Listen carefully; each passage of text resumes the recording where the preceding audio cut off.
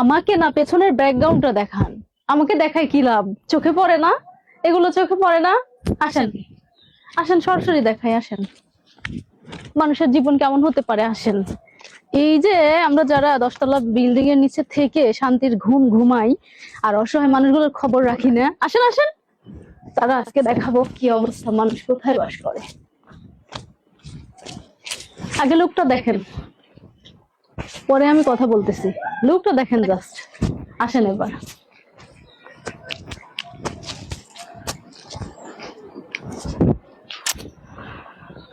আসসালামু আলাইকুম, এটা কি আপনাদের বাড়ি?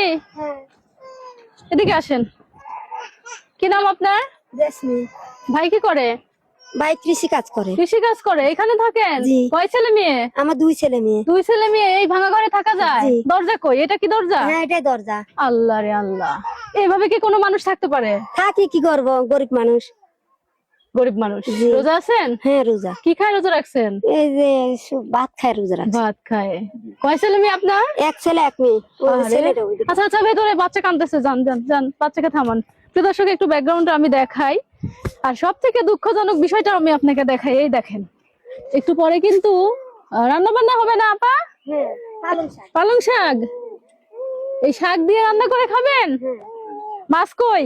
মাছ না। মাছ নাই? না। এই শাক দিয়ে বাচ্চারা খেতে পারবে? হ্যাঁ। এভাবে বেঁচে থাকা যায়? তা কি করবো, গরিব মানুষ, কাজ দিন কামাই, দিন খাওয়া, দিন ইডি করা। বড়লোক মানুষ আশপাশে নাই? আপনাকে চোখে দেখে না? এটা কি রান্নাঘর আপা? এটা রান্নাঘর? জি। বৃষ্টি আসলে কি হয়? বৃষ্টি হয়তো ঘরের মধ্যে আলু চুলাতে রান্না করি। ঘরের মধ্যে আলোক চুলাতে? ঘরের মধ্যে তো যে জায়গা দেখতে পাচ্ছি, এখানে কি থাকা যায়? বাচ্চা নিয়ে এখানে কিভাবে থাকেন? এভাবেই থাকি। আল্লাহ।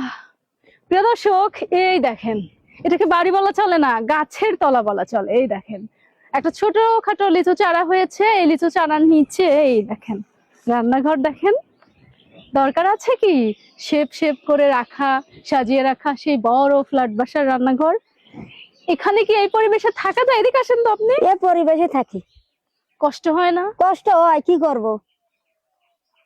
এই যে ফুটফুটে সোনাটাকে নিয়ে এইভাবে রান্না করেন, হ্যাঁ, এভাবে খান?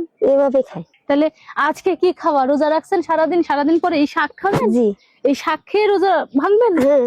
সাহারি করে ইফতার করবেন? ইফতার কিছু নাই। কিচ্ছু নাই? না। হ্যাঁ, মানুষজন চোখে দেখেন আপনাদের? এত কষ্ট করে এইখানে এইভাবে থাকেন, কেউ দেখে না? কে দেখো, এই জায়গাটা কার? জায়গাটা কার? এই জায়গা আমার শ্বশুরের জায়গা। আচ্ছা, তাহলে আপনার স্বামী কি করে? আমার স্বামী কৃষি কাজ করে। কৃষি কাজ করে। ওই বাচ্চাটা আপনার? না, ওই যে ওই বাচ্চা আমার। ও আচ্ছা আচ্ছা, তাহলে এই 2টা বাচ্চা নিয়ে এই জায়গাতে এইভাবে থাকেন? প্রিয় দর্শক, এই যে এটা কি দেখতে পাচ্ছেন? আমি আপনাদের একটু দেখাচ্ছি মানুষের মানবতার স্বার্থে, যে একটা উনি কিন্তু এখন আমার বোন। আপনার সাথে যখন আমার পরিচয় হলো তখন আমি আপনার বোন, নাকি? আচ্ছা। হ্যাঁ, তাহলে এই যে বোন দুলাভাই যে আসছে, কি খাবার দিবেন আজকে? ওই শাকভাজি যা কিন্তু আছে খাইতে তাই পারবো না। খাইতে দেবো। সারাদিন রোজা রেখে এসে ভাই তোমার শাকভাজি খাইতে পারবো না। তা কি করে, কপালে যা আছে তাই, রিজিকে তা যা থাকে তাই। তাই না? জি। প্রিয় দর্শক, সবসময় অসহায় মানুষগুলো নিয়ে কাজ করি, আর সেই ধারাবাহিকতা আজকে এই দিক দিয়েই যাচ্ছিলাম। অত্যন্ত সৌভাগ্যবশতই আমার দেখা হয়ে গেল এই পরিবারটার সাথে।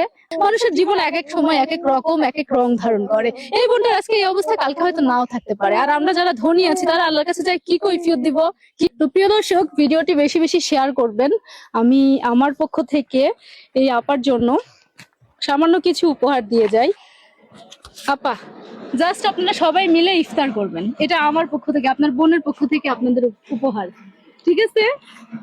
আর দোয়া করবেন যেন আমরা অসহায় মানুষ নিয়ে কাজ করতে পারি। আচ্ছা।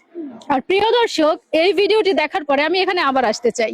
আমি এই 3 বোনের পাশে দাঁড়াতে চাই, তাদের একটু হলেও অভাব কমাতে চাই, তাদের একটু কর্মসংস্থানের ব্যবস্থা করে দিতে চাই, যাতে করে তারা নিজের পায়ে নিজের সংসার চালাতে পারে, যাতে করে তারা জীবনের নির্মম বাস্তবতা থেকে বেরিয়ে আসতে পারে।